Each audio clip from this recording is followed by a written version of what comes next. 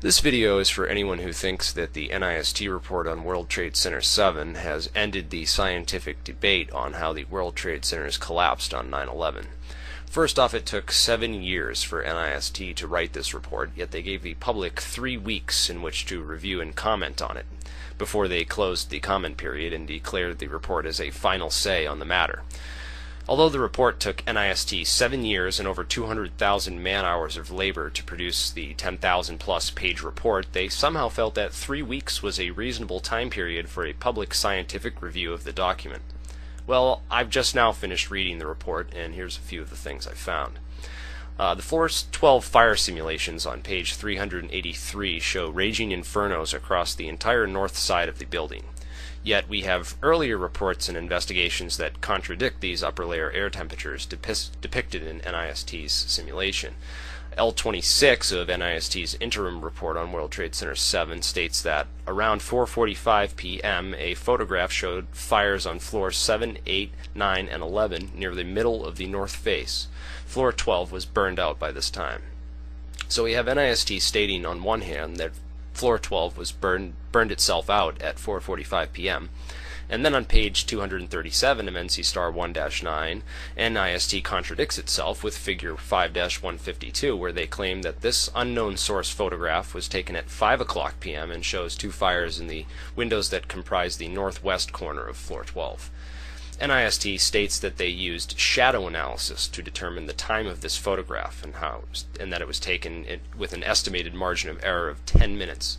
10 minutes using shadow analysis, but they never show this shadow analysis or the error analysis thereof. Not very scientific at all, sorry. The next blatantly anti-scientific and factually unsupported part of the NIST report is the combustible fuel loading on floors 11, 12, and 13. Here we have some very suspicious behavior on the part of NIST. This is on pages 55, 56, and 57 of NC Star 1-9. These pages go over the floor plans and how much burnable material was on each floor. On page 56 in the original public release document, NIST states in paragraph 4, sentence 3, that the combustible fuel loading for floor 13 was described as high by interviewed American Express managers.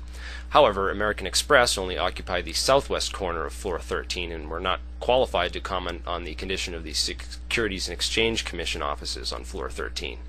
Shortly after these comments were submitted to NIST, it changed around a few parts of its report, and the part on page 56 that once said American Express managers now says Securities and Exchange Commission managers. Was that a simple mistake, or was NIST trying to lie and cover something up? Well, if you look at the floor plans on page 56 and 57 of NC Star 1-9, you will see that the Securities and Exchange Commission only had meeting rooms on floor 13. Meeting rooms are like courtrooms, which are sparsely furnished and thus have a low combustible fuel load.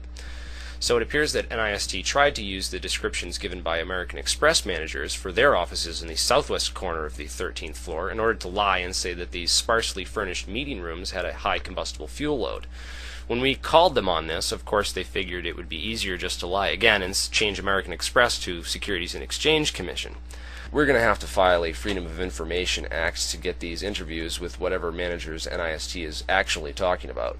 Page 375 of the original, or 376 of the new and revised NC Star 1-9 report, paragraph 1, sentences 8 and 9, says that the density of combustibles on the 13th floor was varied and not well known. So it was assumed to be the same as the 12th floor.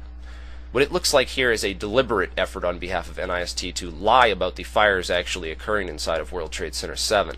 I have already shown that the fires on floor 12 were grossly overestimated by NIST, which then repeated this error on floors 11 and 13, meaning that the error was multiplied threefold. Scientifically, this alone disables their entire argument, not to mention the other evidence I am about to bring up. This casts serious doubt upon the veracity and honesty of NIST's lead engineers John Gross and Shyam Sunder for why they have apparently avoided all normal fire investigation protocols and procedures, and why they would bother to perform a completely pathetic analysis for thermite and explosives. First, NIST assumes that RDX is the only possible explosive that could have been used to demolish World Trade Center 7. They chose RDX because it has a high concussion which can be heard over a mile away, and then they used this property of RDX to rule out the use of explosives altogether. Secondly, NIST rules out thermite demolition because they claim that thermite can only be used to cut horizontal columns. However, NIST has experts in nanoenergetic compounds, or nanothermites, which have a rapid reaction rate and can be used to weaken or cut vertical columns as well. NIST's failure to investigate other types of explosives and exotic accelerants is in direct violation of the National Fire Protection Association Manual for Fire Investigations, specifically in NFPA 921 Section 18.3.2 on high-order damage, which was clearly met by World Trade Center 7's collapse, as well as NFPA 921 Section 19.2.4 on exotic accelerants. NIST has completely ignored all the evidence for thermite and dismissed the pools of molten iron flowing underneath all three World Trade Center buildings, which was reported by the FDNY, Governor Pataki on CNN, iron workers and cleanup workers, as well as NASA's flyovers thermal imaging. Furthermore, Appendix C of the FEMA report shows several diagrams which indicate highly unusual formation of a liquid eutectic, intergranular melting, and erosion of the World Trade Center steel from the collapse. The Section C3 summary report for Sample 1 states that the steel was heated to around 1,000 degrees Celsius, or 1,800 Fahrenheit. It also states that steel liquefied at these temperatures due to the formation of the eutectic, which dramatically lowers the melting point of steel. Whoever told you that the sulfur in the steel came from drywall lied to you. The evidence is right here in the FEMA report. The failure to follow NFPA protocol, the total lameness of the argument against explosives or demolition, and the failure to follow recommendations in Section 6 of Appendix C of the FEMA report, where FEMA scientists say that it is also possible that the erosion of the steel started prior to collapse and accelerated the weakening of the steel structure, stated right in their suggestion for future research. I have asked 9/11 Truth's legal action team to investigate NIST to see if they have broken any state or federal laws which they can be prosecuted for. I would ask that all NIST engineers, architects, and scientists whose names have been included in this report to consider and review these comments and evidence and reconsider their approvals of the report before the entire team is put under investigation. This is not a joke anymore. It's been 7 years since 9/11 and we still don't have answers. The lies stop now. All your debunking arguments and name-calling end here. This is where NIST, or another competent organization, performs a real scientific investigation to show us every tiny detail of how these buildings were demolished by exotic accelerants and proves once and for all the truth about 9/11. NIST was already forced to admit to near free-fall acceleration, seeing as any high school physics student can download the free Physics Toolkit software from physicstoolkit.com and analyze the speed at which all three World Trade Center buildings come down. Another inconveniently unique characteristic of the three largest structural engineering failures in history, which any real scientist will find extremely difficult to explain without controlled demolition. We also have multiple reports of foreknowledge of collapse. This is really strange because according to NIST, A, no tall building in history had ever before collapsed from fire alone, and B, the collapse was a result of a series of accidental and unpredictable mechanical failures.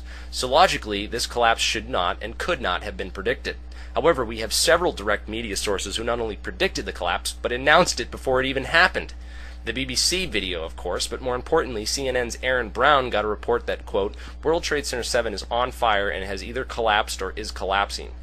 Here's an interesting timeline of events based on CNN.